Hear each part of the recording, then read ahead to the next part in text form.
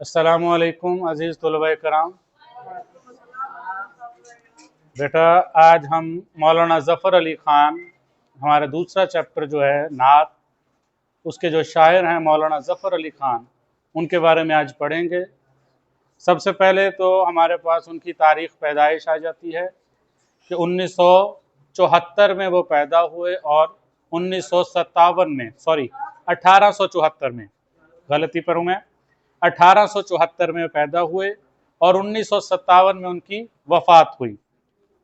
वज़ीराबाद से बजानिब, बा का मतलब होता है साथ, जानिब किसी की तरफ, सियालकोट 3-4 किलोमीटर के फासले पर एक गांव करमाबाद आता है।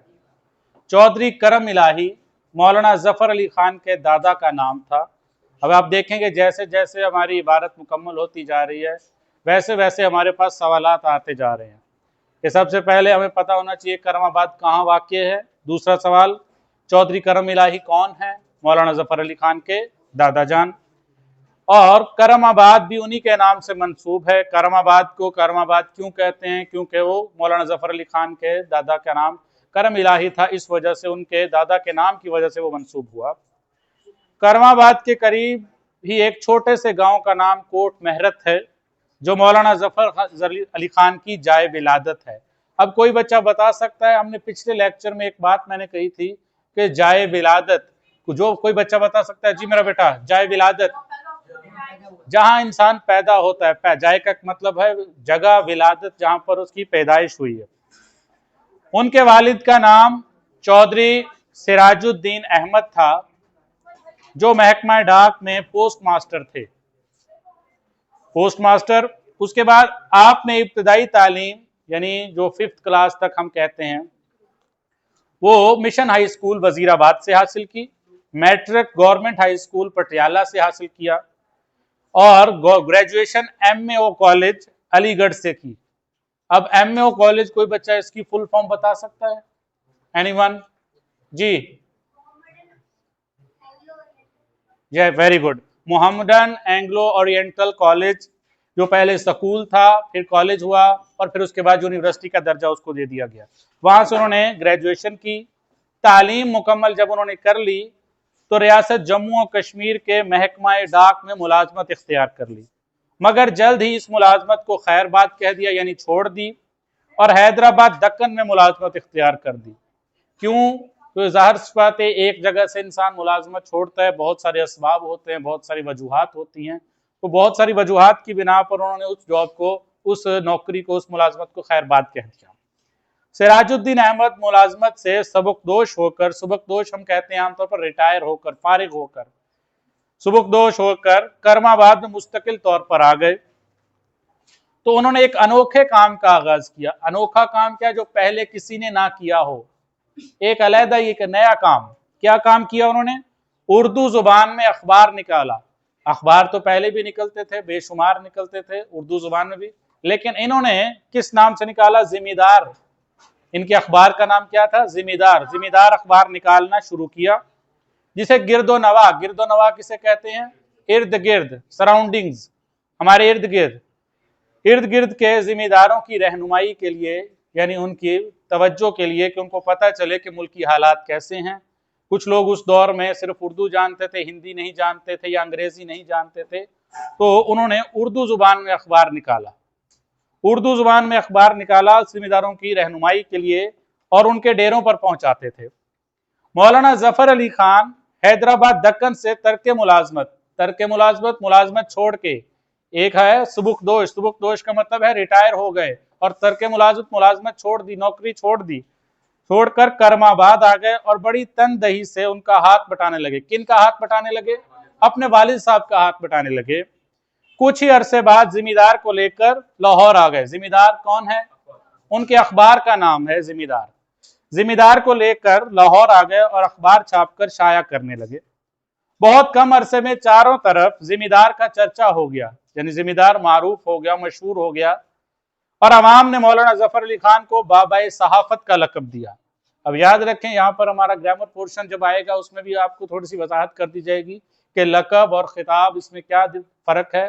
खिताब हमेशा वो नाम होता है जो तालीमी, या जिसे कहते हैं قومی خدمات کے اعتراف میں حکومت کی طرف سے دیا جاتا ہے، اور لقب ہمیشہ قوم کی طرف سے دیا جاتا ہے۔ یہ آپ ہمیشہ یاد رکھیں گے، لقب قوم کی طرف سے اور خطاب حکومت کی طرف سے دیا جاتا ہے۔ تو بابا صحافت، صحافت ہم کسے کہتے ہیں؟ صحافی کسے کہتے ہیں؟ جو اخبارات میں خبریں لکھتے ہیں، ٹھیک ہے؟ بابا والد، یعنی اخبار کو ایک نئی جہت دینے والے، وہ انہیں بابا صحافت کا لقب دیا گیا۔ اس کے بعد ہمارے آگے بہت اہم سوال آ جاتا ہے مولانا ظفر علی خان کا اسلوب ذرا دیکھیں گے کہ مولانا ظفر علی خان بیک وقت یعنی ایک ٹائم میں ایک قادر الکلام شاعر، قادر الکلام کہتے ہیں جو اپنے کلام پر قدرت رکھتا ہو، جس کے کلام میں کوئی بھی کمی کوتاہی اس طرح کا کوئی بھی جملہ یا کوئی عنصر نہ پایا جائے۔ شعلہ بیاں مقرر، یعنی ان کی تحریریں ایسی ہوتی تھیں، ہنگامی صورتحال کی ہوتی تھی۔ اس کے بعد صاحب طرز انشا پرداز، صاحب طرز انشا پرداز اسے کہتے ہیں جو یہ مضامین، کہانیاں وغیرہ لکھتے ہیں۔ بے باک صحافی، بے باک مطلب نڈر، خوف کے بغیر صحافی، نہیں تو آج کل کے دور میں ہر صحافی جو ہے وہ خوف میں مبتلا ہوتے ہیں کہ کہیں کوئی اس طرح کی بات ہمارے منہ سے یا ہمارے قلم کے ذریعے دنیا تک نہ پہنچ جائے جس کی وجہ سے ہمیں خمیازہ بھگتنا پڑے۔ تو وہ کہتے ہیں وہ بے باک صحافی تھے، انگریزوں کے خلاف بھی کھل کر لکھتے تھے۔ اس کے بعد بہترین مترجم کہتے ہیں ترجمہ کرنے والے کو، جس طرح ہمارے پاس ٹرانسلیٹر ہوتے ہیں، ہم مختلف ممالک میں جاتے ہیں تو وہاں پر ٹرانسلیٹر موجود ہوتے ہیں، اور ایک دلیر سیاستدان ہونے کی حیرت انگیز مثال تھے۔ ہر چند مولانا کی اکثر و بیشتر شاعری ہنگامی صورتحال کا تقاضا ہے، تاہم انہوں نے حمد و نعت میں وہ مقام پیدا کیا جس کی مثال نہیں ملتی۔ اچھی نعت وہی شاعر لکھ سکتا ہے جس کے دل میں رسول کریم صلی اللہ علیہ وسلم کی محبت کا جذبہ موجزن ہو، موجزن جذب ہوا، بھرا ہوا، یعنی جس کا دل حضور پاک کی محبت سے لبریز ہو، صرف وہی اچھی نعت لکھ سکتا ہے۔ اگر میں کہوں میں اچھی نعت لکھ سکتا ہوں، جب تک میرے دل میں حضور پاک کی محبت نہیں ہوگی میں اچھی نعت کبھی بھی نہیں لکھ سکتا، میں وہ الفاظ بھی نہیں کہہ سکتا، میں وہ اچھے طریقے سے بیان بھی نہیں کر سکتا، لیکن اس کے لیے سب سے پہلے میرے دل میں حضور پاک کی محبت ہونی چاہیے۔ تو وہ شاعر یہاں کہہ رہے ہیں کہ اچھی نعت وہی شاعر لکھ رہا ہے۔ نعت تو ہر کوئی انسان لکھ سکتا ہے، لیکن اچھی نعت صرف وہی شاعر لکھ سکتا ہے جس کے دل میں حضور پاک کی محبت بھری ہوئی ہو۔ اس لحاظ سے مولانا کی نعت گوئی خلوص یعنی پیار محبت، عقیدت، جدت طبع، جدت کا مطلب ہوتا ہے جدید، طبع مطلب چھاپنا، یعنی نئے انداز میں انہوں نے حضور پاک کی شان بیان کی، اور قدرت بیاں کا حسین امتزاج، امتزاج کہتے ہیں مجموعے کو، یعنی یہ ساری خوبیاں تھی وہ خلوص سے، محبت سے، عقیدت سے اور جدید طرز کے تقاضوں کے مطابق یہ تمام خوبیاں مولانا ظفر علی خان کی شخصیت میں موجود تھیں، اور انہی خوبیوں کی بنا پر شامل کتاب نعت زبان زد خاص و عام ہے۔ یعنی زبان زد خاص و عام کا مطلب کیا ہے کہ ہر عام خاص کی زبان پر یہ نعت جاری ہے۔